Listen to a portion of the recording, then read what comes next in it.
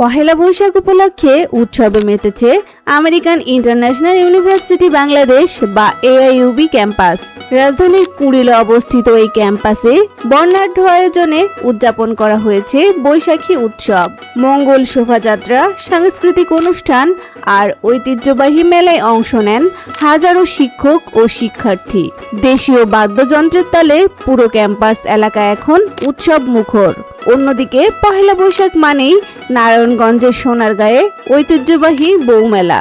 উপজেলার জয়রামপুর গ্রামে শত শত বছর ধরে চলে আসছে এই আয়োজন। স্থানীয় সিদ্ধেশ্বরী মন্দিরের নিচে বটতলায় হিন্দু ধর্মাবলম্বী নারীরা জড়ো হয়ে পূজা অর্চনা করেন। দিনভর চলে মেলা আর উৎসবের আমেজ। বউমেলা হলেও এখানে ছোট বড় সব বয়সের মানুষের ভিড় দেখা যায়। মাটির তৈরি তৈজসপত্র আর লোকজ পণ্যের পসরা সাজিয়ে বসেছেন বিক্রেতারা।